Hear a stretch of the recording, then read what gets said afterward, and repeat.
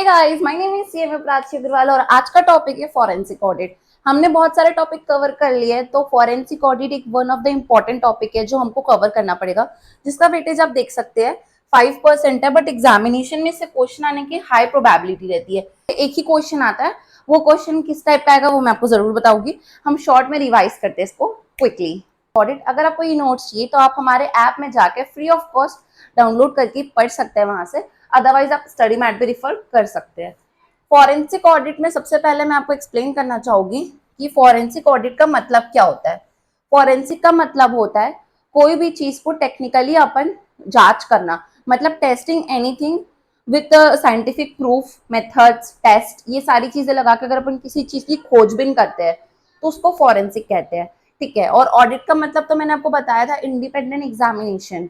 अगर आप कोई ऐसे व्यक्ति हो जिसको इस खबर के बारे में कुछ भी नहीं पता बट आप एक्सपर्ट हो, आप टेस्ट लगाओगे, साइंटिफिक मेथड्स लगाओगे और उस चीज को खोजबीन करके अगर आप कुछ फाइंड आउट करोगे तो उसको हम बोलते हैं फॉरेंसिक ऑडिट करना। ठीक है। तो आई होप आपको मतलब समझ में आ गया होगा कि फॉरेंसिक ऑडिट क्या होता है। तो forensic audit is evaluation and examination of financial statement. जब हम लोग ऑडिट की बात करते हैं अपने सीएमए में, तो फिर इसमें हम देखते हैं कि फाइनेंशियल स्टेटमेंट का अपन एग्जामिनेशन करते हैं, जब हम टेस्ट वेस्ट लगाकर, साइंटिफिक मेथड्स लगाकर, और हम क्या एक इंडिपेंडेंट व्यक्ति है और कलेक्ट करते हैं ऐसे एविडेंसेस जो कि कोर्ट ऑफ लॉ में मान्यता मिले, जिसको मतलब जो कोर्ट एक्सेप्ट करे वैसे प्रूफ्स लेके जब हम आते हैं फाइनेंशियल स्टेटमेंट्स के, तो उसको बोलते हैं फॉरेंसिक ऑडिट करना।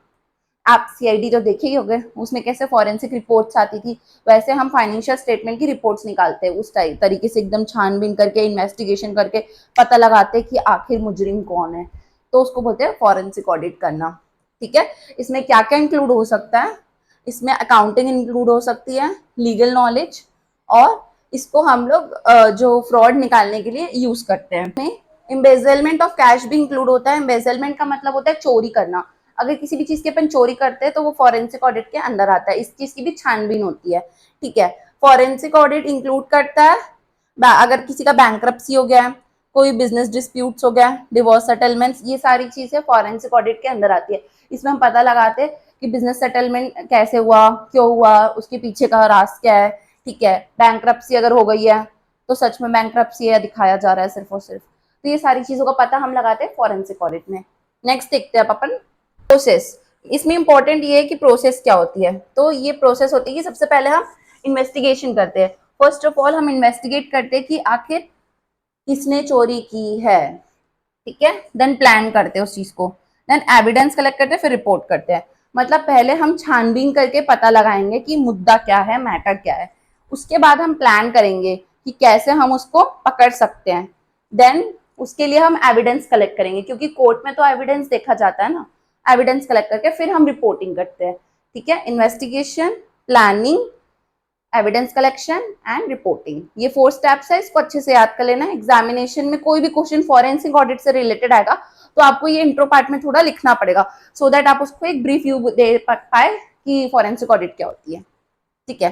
देन नेक्स्ट फ्रॉड, जो फ्रॉड रिस्क मैनेजमेंट देखेंगे अपन। ये बहुत इंपॉर्टेंट क्वेश्चन है, एग्जाम में ये पूछ भी चुका है। फ्रॉड ट्रायंगल क्या होता है? सबसे पहले कोई भी इंसान अगर कोई फ्रॉड करता है, उसके पीछे उसका कुछ मोटिव होना चाहिए, कोई मोटिव, कोई प्रेशर होना चाहिए।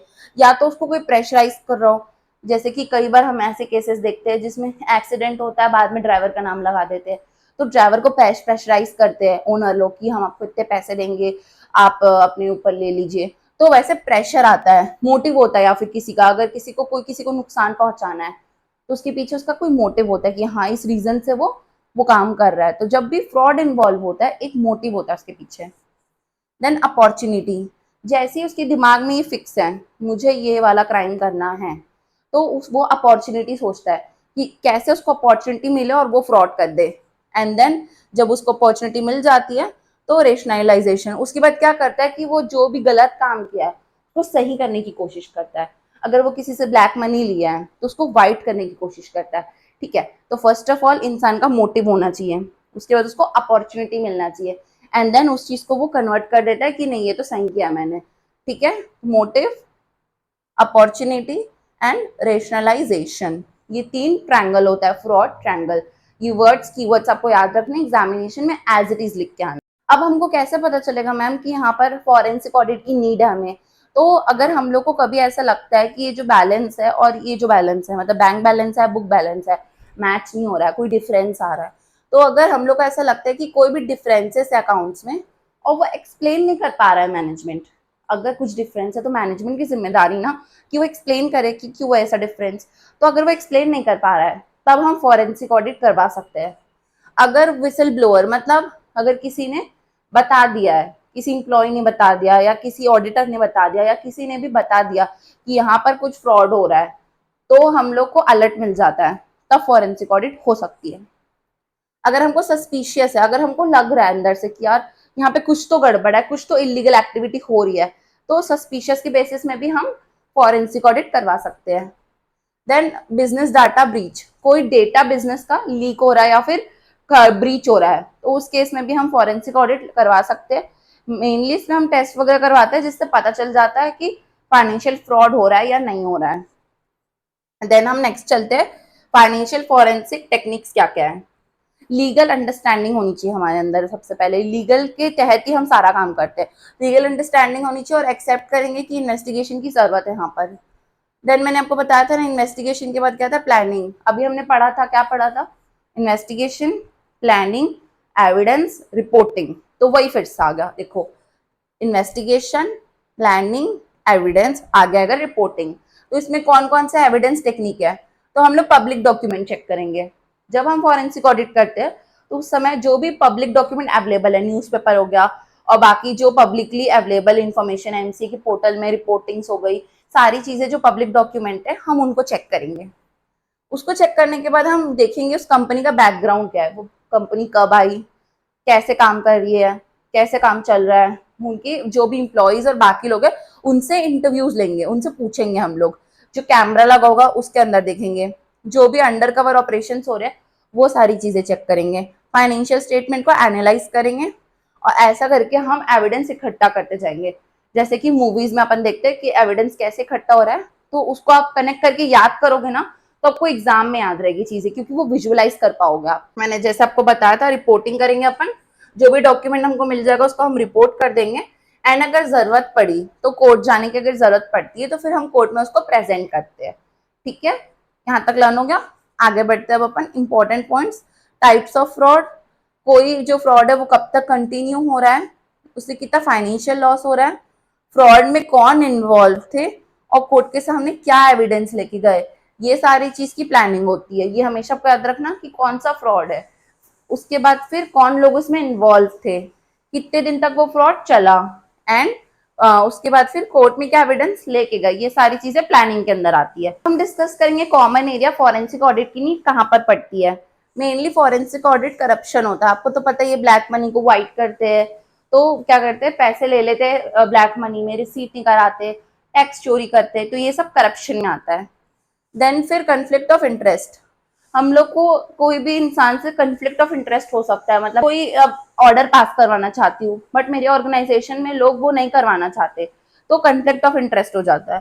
तो ये सारी चीजें की जगह पे फॉरेंसिक ऑडिट की नीड हो सकती है। ब्राइबरी मतलब घूस खाना, ठीक है। और देन एक्सटोर्शन, एक्सटोर्शन का मतलब होता है जबरदस्ती करना, जबरदस्ती किसी से पैसे ले लेना या चाकू दिखा के पैसे लेना या बोल देना कि मार देंगे अगर तुम पैसे नहीं दिए तो ये फोर्सफुली जो एक्शन होता है उसको बोलते हैं एक्सटोर्शन। ठीक है, तो ये कॉमन एरियाज है जहाँ पे फॉरेंसिक ऑडिट की नीड पड़ सकती है। अब हम आगे देखते हैं, असेट मिस अप्रोप्रिएशन के केस में भी फॉरेंसिक ऑडिट की नीड पड़ सकती है। जैसे कि हमारा कैश थ्रिफ्ट, अगर कोई कैश चोरी हो जाता है तो हमें फॉरेंसिक ऑडिट की नीड हो सकती है। अगर हम लोग का जो फ्रॉडलेंट डिस्बर्समेंट, जो फ्रॉड किया है जिसने, उनको कहते हैं अपन ये, तो अगर वो अपने कैश को डिस्ट्रीब्यूट कर रहा है तो उससे हमको पता चल जाता है कि यहाँ पे फॉरेंसिक ऑडिट की नीड है हमें। देन इन्वेंट्री फ्रॉड, चोरी हो जाना, सामान चोरी हो जाना, फैक्ट्री से सामान चोरी हो जाना, वेयर हाउस से सामान चोरी हो जाना, तो हमको पता चल जाता है अरे यार यहाँ पर तो हमें फॉरेंसिक ऑडिट करवानी पड़ेगी, तभी पता चलेगा कि रियल कौन है। ठीक है, उसके बाद फिर मिसयूज ऑफ असेट्स, जो भी असेट्स है, समझ लो कि असेट्स कंप्यूटर जो है, जितने भी लैपटॉप्स है, कंप्यूटर्स है ऑफिस में, वो ऑफिस पर्पस के लिए ना कि पर्सनल पर्पस के लिए। हो सकता है कि कुछ लोग क्या कर रहे हैं, उसको पर्सनल यूज कर रहे हो, तो ये सारी चीजें क्या हो जाती है, मिस अप्रोप्रिएशन, मतलब जिसका जो काम है उसके अलावा उसका काम लेना। तो मिस अप्रोप्रिएशन हो सकता है। फाइनेंशियल स्टेटमेंट फ्रॉड में क्या हो सकता है कि आप ट्रांजेक्शन को ओमिट कर रहे हो, मतलब ट्रांजेक्शन शो ही नहीं कर रहे हो, उस ट्रांजेक्शन को गायब कर दे रहे हो। फॉल्सीफाई रिपोर्ट, जो रिपोर्ट है उसको गलत सबमिट कर दे रहे हो, गलत गलत रिपोर्ट आप सबमिट कर रहे हो। जैसे कि सत्यम स्कैंडल में हुआ था, उसमें क्या हुआ था, सत्यम ने गलत गलत रिपोर्ट अपनी सबमिट कर दी थी, एसेट्स पूरा मिस अप्रोप्रिएट कर दिया था, जिस वजह से उसकी कंपनी के शेयर्स बहुत बढ़ गए थे, बट असली में कंपनी की कोई भी वैल्यू नहीं थी। ठीक है।